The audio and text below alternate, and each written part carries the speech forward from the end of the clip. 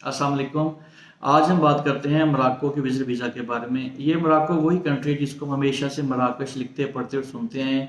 हालाँकि ये मोरक्को जो है वो कंट्री का नाम है और मराकश उसकी सिटी का नाम है। और मैंने भी मोरक्को के बारे में तब भी मुझे पता चला कि मराकश को मोरक्को कहते हैं जब ये फीफा वर्ल्ड कप में इसने बड़ी अच्छी कारकर्दगी दिखाई थी। इसका एक सिटी तंजीर है जो कि 16 किलोमीटर स्पेन से दूर है। और इसका वीज़ा जो है लोग इसलिए ज़्यादा लगवाना चाहते हैं जो यंग जनरेशन है, ताकि वो डंकी लगाकर मोरक्को से स्पेन जा सकें। इसीलिए उन्होंने मोरक्को का वीज़ा जो है वो बहुत ज़्यादा टफ किया हुआ है। यहाँ तक कि आप देख लें कि तुर्की से भी ज़्यादा मोरक्को का वीज़ा टफ है। मोरक्को वाले ने अपनी एम्बेसी पे भी बताया हुआ है, जो आपने उनको डॉक्यूमेंट्स जमा करवाने होते हैं उसकी जो चेकलिस्ट है उसके ऊपर भी उन्होंने बताया हुआ है। अगर आपका यूके का, यूएसए का या शेंजन वीज़ा लगा हुआ है तो उसका पासपोर्ट पे सबसे ऊपर उसको वीज़े की कॉपी आप अटैच करें। तो बंदा पूछे अगर यूके, यूएसए या शेंजन वीज़ा लगा हुआ है तो फिर किसी बंदे ने मोरक्को क्या लेने जाना है। मोरक्को में या तो जैनियन टूरिस्ट जाते हैं या फिर वो लोग जाते हैं जिन्हें डंकी लगाकर स्पेन जाना होता है। तो आज मैं आपको बताता हूँ कि मोरक्को का वीज़ा हम अपने तौर पर कैसे अप्लाई कर सकते हैं। अगर आपको कोई ट्रैवल एजेंट ये कहते हैं कि हम आपको मोरक्को का वीज़ा लगवा देंगे आपके बगैर ट्रैवल हिस्ट्री के, तो वो आपको गलत बयानी कर रहे हैं। क्योंकि मैंने वहाँ कई लोगों को देखा है, जब मैं अपना वीज़ा अप्लाई करने गया तो मेरे साथ तकरीबन 12-13 लोग वहाँ वैसे के बाहर थे और हम सिर्फ 2 बंदों का वीज़ा लगा था। मैं था और मेरे साथ एक लड़का वो था जिसका स्पेन का वीज़ा लगा हुआ था। हालाँकि जो मेरे साथ मेरा दोस्त जाता है उसका तुर्की का वीज़ा भी लगा हुआ है, 3-4 अच्छे मुल्क के उसके वीज़े लगे हुए हैं। उसकी बैंक स्टेटमेंट भी बहुत अच्छी है, उसकी जो एफपीआर की रिटर्न है वो भी बहुत अच्छी है, एनटीएन के हिसाब से भी उसका सारा यानी कि डॉक्यूमेंट्स उसके कंप्लीट थे, लेकिन उसको उन्होंने वीज़ा नहीं दिया है। और मैं ये समझता हूँ कि वीज़ा वो तो 40 साल से ऊपर लोगों को देते हैं, ट्रैवल हिस्ट्री जिनकी अच्छी होती है उनको देते हैं, या जिनका स्पेन, यूके, यूएसए का वीज़ा लगा होता है। मेरे साथ जिस बंदे का वीज़ा लगा था वो ऑलरेडी स्पेन का विजिट कर चुका था। हम 2 बंदों को उसने वीज़ा अलॉट हुए हैं। तो एम्बेसी में तरीका का वीज़ा का ये होता है कि जब आप एम्बेसी में चले जाते हैं तो तकरीबन 10:30 बजे जो उनका जो है एम्बेसडर आता है, एम्बेसडर होगा या वीज़ा ऑफिसर जो भी, 10:30 बजे के करीब आता है और वन बाय वन वो आपको एक बंदा आता है पाकिस्तानी, उसने लंबे से बाल रखे हुए हैं, छुट्टियाँ की होती है, वो वन बाय वन बंदे को अंदर लेके जाता है। एक बंदे को अंदर ले जाता है, उसे वहाँ ड्राइंग रूम में बिठा देता है और उसके डॉक्यूमेंट्स लेके अंदर चला जाता है। तकरीबन 10 से 15 मिनट इंतजार करने के बाद वो बंदा वापस आ जाता है। अगर तो आपका वीज़ा लगना हो तो आपके पासपोर्ट रख लेते हैं, आपके असल डॉक्यूमेंट्स रख लेते हैं और आपको स्लिप दे देते हैं, जो कि स्लिप आपको नजर आ रही है। और अगर आपका वीज़ा नहीं लगना होता तो आपको आपके तमाम डॉक्यूमेंट जो है वापस कर देते हैं। इसमें सबसे अच्छी बात यह है कि इस वीज़ा के रिजेक्शन की मोहर नहीं लगाते ये। और दूसरी अच्छी बात यह है कि अगर आपको वीज़ा देना होता है तो आपसे वीज़ा फीस लेते हैं, जो कि 9,100 रुपये है। तो अगर आपको वीज़ा नहीं देना होता तो फिर आपसे वो पैसे नहीं लेते हैं। आपको वो कॉल करते हैं जब आपको वीज़ा उन्होंने डिलीवर करना होता है, तो आपको कॉल करेंगे कि आप फलां दिन आ जाएं और 9,100 रुपया लेते हैं।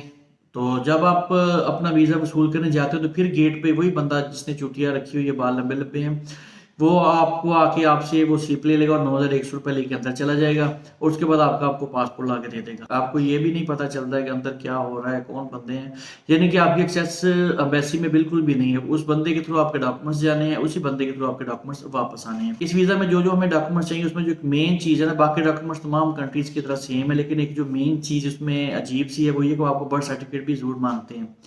तो आप अपना बर्थ सर्टिफिकेट भी ज़रूर साथ लेके जाइएगा। और मशवरा ये है कि जिनकी ट्रैवल हिस्ट्री अच्छी है वो ये वीज़ा अप्लाई करें, जिनके पास यूके, यूएसए या शेंजन वीज़ा है या वो ऑलरेडी ट्रैवल कर चुके तो वो लोग ये वीज़ा अप्लाई करें। तो चलते हैं कंप्यूटर स्क्रीन की तरफ, देखते हैं हम इस वीज़ा को कैसे अप्लाई कर सकते हैं। मोरक्को विज़िट वीज़ा के लिए एप्लीकेशन फ़ॉर्म फिल करना होता है और ये एप्लीकेशन फ़ॉर्म मोरक्को की वेबसाइट से मिलेगा और ये कराची कौंसलेट की वेबसाइट है। ये वेबसाइट हम ओपन कर लेंगे, इसका लिंक मैंने डिस्क्रिप्शन में दिया हुआ है। इसको ओपन करने के बाद वीज़ा एप्लीकेशन फ़ॉर्म ये पड़ा हुआ है और वीज़ा रिक्वायरमेंट्स ये पड़ा हुआ है। वीज़ा रिक्वायरमेंट सबसे पहले हम निकालेंगे 3 सेट्स ऑफ डॉक्यूमेंट्स। वहाँ हमें 2 सेट्स चाहिए, यानी कि एक आपका ओरिजिनल सेट होगा जिसमें आपने तमाम चीज़ें ओरिजिनल लगाई होंगी, जैसे कवर लेटर हो गया, बैंक स्टेटमेंट होगी वगैरह वगैरह, और साथ उसकी एक कॉपी हमें चाहिए होगी। ठीक होगा जी। उसके बाद आपका एक पासपोर्ट होगा। उसके बाद तमाम जितने आपके वीज़ा लगे हुए हैं उनकी फ़ोटोकॉपी और इन आउट की जो भी स्टैंप लगी हुई है उसकी फ़ोटोकॉपी ये आपने साथ लगानी है। A4 साइज़ पेपर, वो पेपर आपने काटना नहीं है। ठीक होगा जी। नेशनल आइडेंटिटी कार्ड की आपने कॉपी लगानी है, एक ही पेज पे दोनों साइड्स लगानी है, फ्रंट साइड भी और बैक साइड भी। कवरिंग लेटर आपने लगाना है। ये कवरिंग लेटर वही होगा जो कि मैंने तुर्की के वीज़ा में आपको दिया हुआ है, चाहे आप वहाँ से ले लें, वरना मैं इधर ही इसको साथ इसके अटैच कर दूँगा, उसको आप देख लीजिएगा। जॉब सर्टिफिकेट, या तो आप जॉब सर्टिफिकेट देंगे अगर कोई जॉब करते हैं, तो नहीं तो आप जो भी बिज़नेस करते हैं उसके लेटर हेड पे आप बताएंगे कि मैं ये बिज़नेस करता हूँ।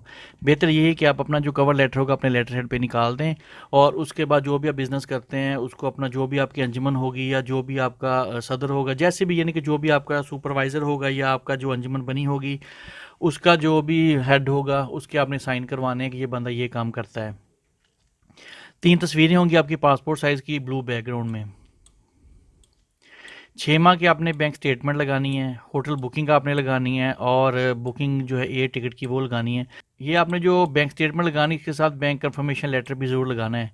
और आपने होटल बुकिंग agoda.com या booking.com से कर लेनी है।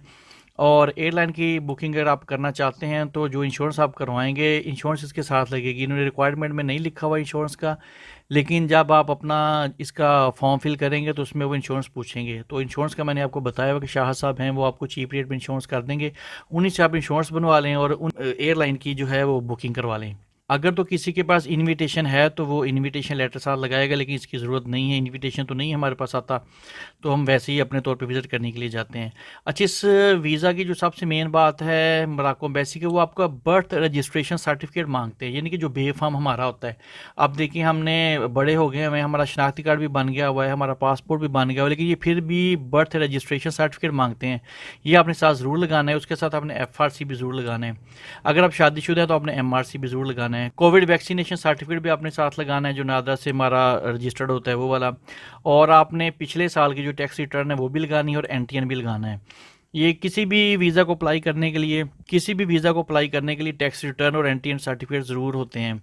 इसकी वजह ये होती है कि जो बाकी बेसिस है वो हमारी आमदन को, हमारी इनकम को हमारी टैक्स रिटर्न से और हमारे NTN सर्टिफिकेट से ही जज करते हैं। उन्हें तो नहीं पता हम क्या काम करते हैं, हमारी इनकम कितनी है। हमने जितनी इनकम अपने टैक्स रिटर्न में शो की होगी, हमारी वही एक्चुअल इनकम वो तसव्वुर करते हैं। लिहाजा आपको सजेशन यही है कि जब आप टैक्स रिटर्न भरते हैं तो उतनी टैक्स रिटर्न भरें जितनी आपने अपनी आमदन शो करनी होती है। फ़र्ज़ करें एक बंदे की आमदन है 10 लाख रुपये, लेकिन वो टैक्स रिटर्न शो कर रहे हैं 2 लाख रुपये सालाना की, तो इसका मतलब ये होगा कि उसके पास से 2 लाख रुपया वो साल में कमाता है। अगर किसी बंदे के पास 2 लाख रुपया पड़ा हुआ है और उसकी टैक्स रिटर्न उसने भरी हुई कि मैं सालाना 20 लाख रुपया कमाता हूँ और 20 लाख पे टैक्स दिया है, तो एम्बेसी वाले यही समझेंगे कि इसकी जो सालाना आमदन है वो 20 लाख है। तो अब ये बात आप समझ जाएँ कि जितनी आपकी सालाना आमदन है वो आपकी गोश्त फॉर्म में शो हो रही होती है। इसीलिए किसी भी एम्बेसी में जब हम वीज़ा अप्लाई करते हैं तो वो आपसे ये पूछते हैं कि पिछले साल की टैक्स रिटर्न और NTN सर्टिफिकेट ज़रूर दें। अच्छा जी, वीज़ा फ़ीस इसकी 9100 रुपया है। वीज़ा फ़ीस आपने एडवांस में जमा नहीं करवानी होती। जब आपका वीज़ा लग जाएगा वो आपको फ़ोन करेंगे कि 9100 रुपये लेके अपना वीज़ा ले जाएँ। जी, ये तमाम डॉक्यूमेंट्स, ये फैमिली वाले डॉक्यूमेंट या स्टूडेंट के डॉक्यूमेंट, ये हमें ज़रूरत। अब हम अगले प्रोसीजर की तरफ चलते हैं कि हमने इसका जो एप्लीकेशन फ़ॉर्म है वो कैसे फ़िल करना है। इसका एप्लीकेशन फ़ॉर्म ऑनलाइन हमने डाउनलोड कर लेना है, उसको कंप्यूटर पर ही फ़िल कर लेना, चाहे हाथ से फ़िल कर लें चाहे कंप्यूटर से फ़िल कर लें, लेकिन बेहतर है कि आप उसको कंप्यूटर से फ़िल कर लें।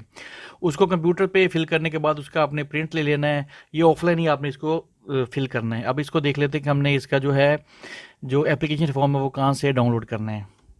ये नीचे आगे हम ये देखिए, ये पड़ा हुआ एप्लीकेशन फॉर्म, इसको जब दबाएंगे तो एप्लीकेशन फॉर्म हमारे पास डाउनलोड हो जाएगा। मैंने डाउनलोड किया हुआ है, ये देखें ये एप्लीकेशन फॉर्म पड़ा हुआ है। इसको हम यहाँ से क्लिक करने के बाद एप्लीकेशन फॉर्म को डाउनलोड कर लेते हैं।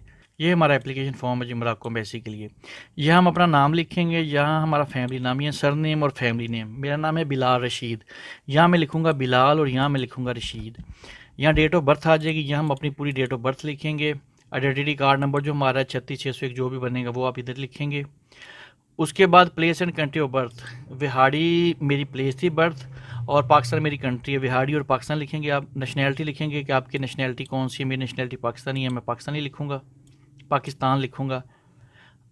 ओरिजिनल नेशनैलिटी ऑफ बर्थ वो भी मेरी पाकिस्तानी है। सेक्स लिखेंगे मेल है या फीमेल है, ये इसको यहाँ से टिक करेंगे। अगर सिंगल हैं तो यहाँ टिक करेंगे, अगर शादीशुदा है तो यहाँ टिक करेंगे। उसके बाद अपने वालिद साहब का नाम लिखेंगे, आप अपनी वालदा साहबा का नाम लिखेंगे। इधर पासपोर्ट का बताएंगे, ऑर्डिनरी है कि कौन सा हमारा ऑर्डिनरी पासपोर्ट है, यहाँ हम इसको क्लिक कर देंगे। नंबर ऑफ पासपोर्ट का नंबर लिखेंगे, जो भी पासपोर्ट का नंबर होगा वो हम यहाँ लिख देंगे। उसका सीरियल नंबर होता है, पासपोर्ट के फ्रंट पेज पे सीरियल नंबर लिखा हुआ है, वो आप इधर सीरियल नंबर उसका दे देंगे। डेट ऑफ इशू पासपोर्ट की क्या है, वो इशू डेट हम यहाँ दे देंगे। और पासपोर्ट की एक्सपायरी डेट क्या है, एक्सपायरी डेट हम यहाँ दे देंगे। इशूइंग अथॉरिटी कौन सी हमारी, वो पाकिस्तान है, यहाँ पाकिस्तान लिख देंगे। प्रोफेशन आप क्या करते हैं, अगर कोई जॉब करते हैं तो जॉब का हवाला दे देंगे, अगर आप कारोबार करते हैं तो बिजनेसमैन लिख देंगे। मैं लॉयर था, मैंने यहाँ लॉयर लिख दिया। पर्पज़ ऑफ ट्रैवल, हमारा ट्रैवल का पर्पज़ टूरिज्म है, यहाँ हम टूरिज्म को क्लिक कर देंगे। टाइप ऑफ वीज़ा, हमें कौन सा वीज़ा चाहिए, लॉन्ग स्टे का चाहिए कि शॉर्ट स्टे का चाहिए। हमें शॉर्ट स्टे का चाहिए, नीचे वाले पे क्लिक करेंगे। शॉर्ट स्टे 1 दिन से लेकर 90 दिन तक। उसके बाद इंट्रीज़ आपको कितनी चाहिए, हमें सिंगल इंट्री चाहिए। पहली बार हम जा रहे हैं, मैंने यहाँ सिंगल इंट्री लेनी है। ड्यूरेशन ऑफ स्टे, हमने सिर्फ 7 दिन का स्टे लेना है। ये बात ज़हन में रखिए कि हमने सिर्फ 7 दिन का स्टे लेना है। किसी भी मुल्क का वीज़ा अप्लाई करते हैं तो आपने पहली बार सिंगल इंट्री रखनी है और उसका 7 दिन का स्टे रखना है, उससे ज़्यादा स्टे आपने नहीं रखना है। अच्छा, दूसरी ख़ास बात आप सुन लें, डेट ऑफ अराइवल, जिस तारीख को आप फ्लाई करना चाहते हैं आप वही तारीख लिखें। उसकी वजह यह है कि जो तारीख आपने इस एप्लीकेशन फॉर्म में लिख दी होगी उसी तारीख का ही आपको वीज़ा इशू किया जाएगा। मैंने 11 फरवरी तारीख लिखी थी क्योंकि टिकट 11 फरवरी को सस्ती थी, उन्होंने 11 फरवरी से ही मेरा वीज़ा शुरू करके 28 फरवरी तक रखा और 15 दिन का मुझे स्टे दिया। लिहाजा आपने जिस तारीख को फ्लाई करना चाहते हैं, फ़र्ज़ करें आप 15 मार्च को फ्लाई करना चाह रहे हैं तो आप इधर 15 मार्च ही लिखेंगे। आपका जो वीज़ा स्टार्ट होगा वो 15 मार्च से ही स्टार्ट होगा। वो आ गया यहाँ। अच्छा, आप कौन से बॉर्डर पे एंट्री करेंगे? मैं कासाब्लंका एयरपोर्ट पे ट्रैवल किया था, वही है इनका मेन एयरपोर्ट, वहीं तमाम फ्लाइट जाती है। आप यहाँ कासाब्लंका लिखेंगे तो हम जा रहे हैं जी एयर के थ्रू, यहाँ एयर लिख दिया जाएगा। अच्छा, ये पूछ रहा है प्रीवियस वीज़ा, आपका कोई प्रीवियस वीज़ा है? हमारा कोई प्रीवियस वीज़ा नहीं है, ये हमने बिल्कुल खाली छोड़ देना है। इसके बाद हमारे पास कोई परमिट नहीं है, इसको भी हमने जो 26 नंबर इसको भी हमने खाली छोड़ देना है। इसमें हमने अपने होटल की जो बुकिंग की होगी उसका नाम लिखेंगे, होटल का नाम यहाँ आ जाएगा, होटल का यहाँ एड्रेस आ जाएगा, होटल का यहाँ फ़ोन नंबर आ जाएगा, और अगर होटल की ईमेल है तो उसका ईमेल यहाँ आ जाएगा। जो भी आप होटल बुकिंग करेंगे वो चीज़ें इधर आ जाएंगी। अगर आपके पास कोई इन्विटेशन है तो इन्विटेशन आएगा, वरना आप ये होटल बुकिंग यहाँ लिख देंगे। यहाँ पे लिखा हुआ है who is paying for your travel and your needs during your stay, तो आपने यहाँ माई सेल्फ लिखना है। अगर आपको कोई स्पॉन्सर कर रहा है तो उसका लिख सकते हैं, वरना आप माई सेल्फ ही यहाँ इसको टिक करेंगे। फाइनेंशियल मीन्स आपके उधर क्या होंगे? आपके पास होगी कैश होगा, उसके बाद आपके पास क्रेडिट, एक आपने कैश को क्लिक करना है, एक आपने क्रेडिट कार्ड को क्लिक करना है। यहाँ से वो पूछा है ट्रैवल इंश्योरेंस आपने करवाई है और कब तक वैलिड है। ट्रैवल इंश्योरेंस आपने जरूर करवानी है, तो यहाँ 15 दिन की ट्रैवल इंश्योरेंस करवा लेंगे। 15 दिन की करवा लें या 7 दिन की करवा लें, थोड़ा सा फ़र्क होता है, तो आप 15 दिन की ट्रैवल इंश्योरेंस करवा के यहाँ देख लें कि कब आपकी इंश्योरेंस है वो एक्सपायर हो रही है। अच्छा, इसमें पूछ रहे हैं कि आपके साथ आपकी कोई फैमिली जा रही है, कोई डिपेंडेंट आपके साथ जा रहे हैं, तो अगर आपके साथ आपकी फैमिली जा रही है तो उसका जिक्र यहाँ हो जाएगा, और फैमिली के जो आप एप्लीकेशन देखेंगे उसमें आपका जिक्र आ जाएगा। अगर आप अकेले जा रहे हैं तो उसको आपने फिल नहीं करना है। अगर आपकी फैमिली आपके साथ जा रही है, बच्चे जा रहे हैं या आपकी वाइफ जा रही है, जो भी सूरत हाल है, तो उसका नाम यहाँ लिखना होता है। आपने अपना यहाँ कंप्लीट एड्रेस लिखना है 31 नंबर पे, और 32 नंबर पे अपना फ़ोन नंबर लिखना है, अपनी ईमेल लिखनी है। यहाँ वो आपसे पूछता है कि आपने अपना एप्लीकेशन फॉर्म किस तारीख को फिल किया और कहाँ फिल किया। यहाँ पे अपनी सिटी लिख देनी है, विहाड़ी है मेरा सिटी, और यहाँ आपने तारीख दे देनी है, जैसे आज की तारीख है तो आज की तारीख आप इसमें डाल देंगे, तो ये आपका जो है वो कंप्लीट हो गया। और ये जो नीचे वाला ये आपका रेलेवेंट नहीं है, लिहाजा इसको आपने बिल्कुल भी नहीं छेड़ना है। ये आपका विजिट एप्लीकेशन फॉर्म जो है ये कंप्लीट हो गया। इसको आपने या तो हाथ से लिख लें या कंप्यूटर पर जैसे मैं ये बता रहा हूँ वैसे लिख के इसका प्रिंट निकाल लें। बेहतर यही कि आप इसका कंप्यूटर में से लिख के इसका प्रिंट निकाल लें। प्रिंट निकालने के बाद जैसी तरतीब उन्होंने डॉक्यूमेंट्स की आपको बताइए, उसी तरतीब से आपने तमाम डॉक्यूमेंट्स लगाने हैं और 2 कॉपीज़ करनी है। एक ओरिजिनल कॉपी हो जाएगी, एक साथ दूसरी कॉपी हो जाएगी। मिलते हैं इंशाल्लाह ताला नेक्स्ट वीडियो में। अल्लाह हाफिज़।